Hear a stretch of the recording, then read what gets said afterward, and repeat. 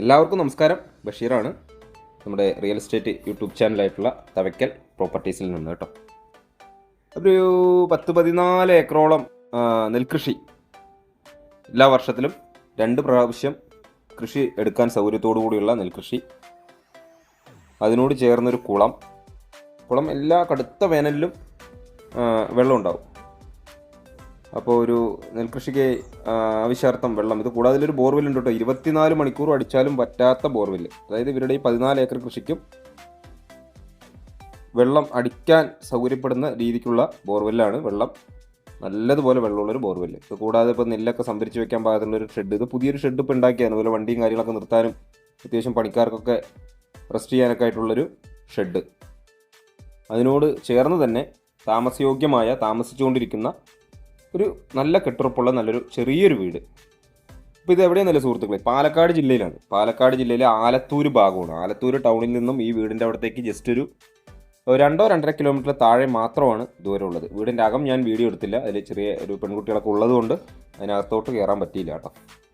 അപ്പോൾ ഇതിങ്ങനെ ഒരു ഒറ്റ കോമ്പൗണ്ടായിട്ട് കിടക്കുന്നതാണ് നമ്മളോട് പറഞ്ഞത്. പക്ഷേ ഇതിൻ്റെ ഡയറക്റ്റ് ഇതിൻ്റെ ഉടമസ്ഥൻ വന്നിട്ടല്ല നമുക്ക് ഈ പ്രോപ്പർട്ടി കാണിച്ചിരുന്ന അദ്ദേഹത്തിൻ്റെ ഒരു സുഹൃത്താണ്. അപ്പോൾ ആൾക്ക് ഈ സ്ഥലം അറിയാം, അതിൻ്റെ കൃത്യമായിട്ടുള്ള കാര്യങ്ങളൊക്കെ പ്രോപ്പർട്ടി വാങ്ങാൻ താല്പര്യമുള്ളവർ വന്ന് കാണുമ്പോൾ അതൊക്കെ ഉടമസ്ഥൻ വന്ന് നേരിട്ട് കാണിച്ചു തരുന്നതാണ് പറഞ്ഞത്.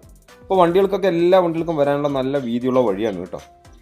അപ്പോൾ ഈ പ്രളയകാലത്തൊന്നും ഈ ഭാഗത്തൊന്നും വെള്ളം കയറിയിട്ടില്ല എന്നുള്ളത് പ്രത്യേകം ഉറപ്പ് നൽകിയിട്ടുണ്ട്. അതൊക്കെ നിങ്ങൾക്ക് വന്ന് അന്വേഷിക്കാം. ഞാനത് പ്രത്യേകം അന്വേഷിച്ചാണ്. വെള്ളം ഇങ്ങോട്ടൊക്കെ കയറിയതാണോ, ഈ വഴിയൊക്കെ മുങ്ങിപ്പോയതാണോ എന്നൊക്കെ അന്വേഷിച്ചാണ്. വെള്ളം കയറിയിട്ടില്ലെന്നാണ് പറഞ്ഞത് കേട്ടോ.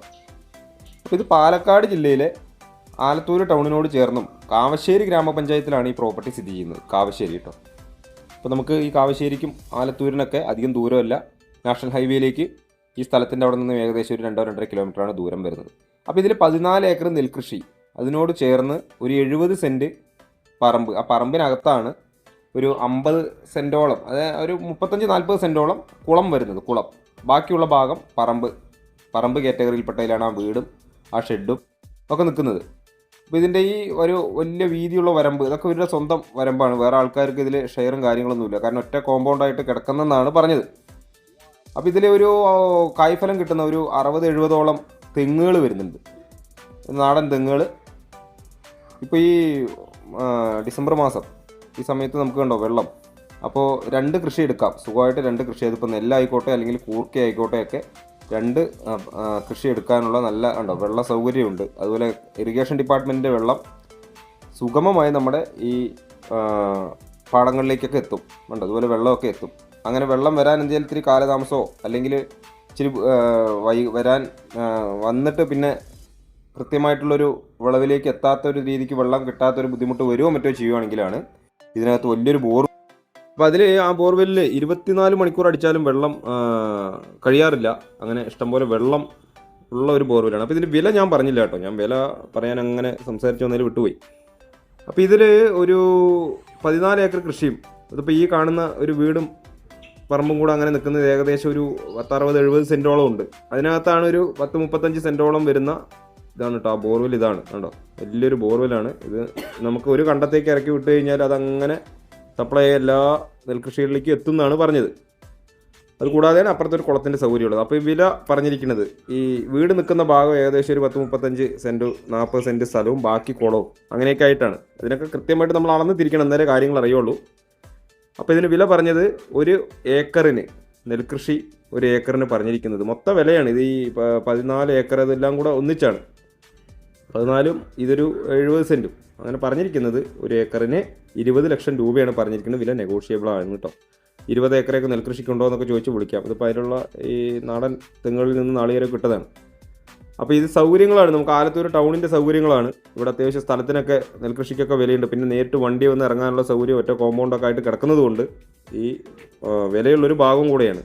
കുറേ ഉള്ളിലോട്ടൊന്നുമല്ല, ഹൈവേ എന്നൊക്കെ ജസ്റ്റ് ഒരു 2-2.5 കിലോമീറ്റർ മാത്രമാണ് ദൂരം വരുന്നത്.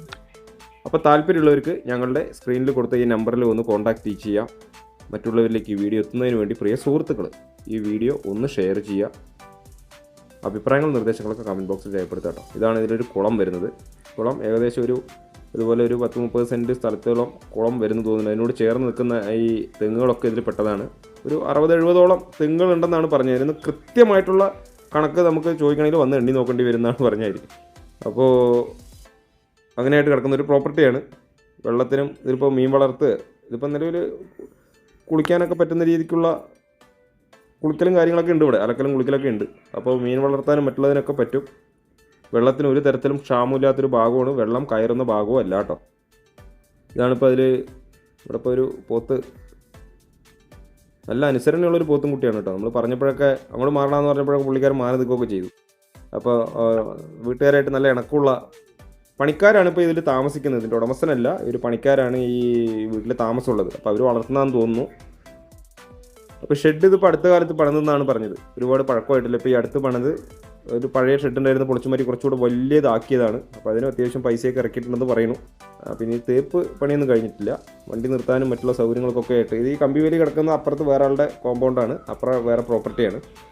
അപ്പോൾ ഇങ്ങനെയായിട്ടാണ് ഈ സ്ഥലം, വീട് നിൽക്കുന്ന ഭാഗത്ത്. ഇനിയിപ്പോൾ നമുക്ക് നല്ലൊരു വീട് കൂടെ അതിനോട് ചേർന്നിട്ട് പണിയണമെങ്കിൽ അതിനുള്ള സ്പേസൊക്കെ ഉണ്ട്. നെല്ലുകൊണ്ട് മുറ്റത്ത് കൊട്ടാനുള്ള ഭാഗങ്ങളൊക്കെ കോൺക്രീറ്റ് ചെയ്ത് അടിപൊളിയാക്കി വെച്ചിട്ടുണ്ട്. അതുപോലെ തെങ്ങ് നാളികേരം ഇട്ടതിന് ശേഷമുള്ള നാളികേരമാണ് ഈ കാണുന്നത് കേട്ടോ.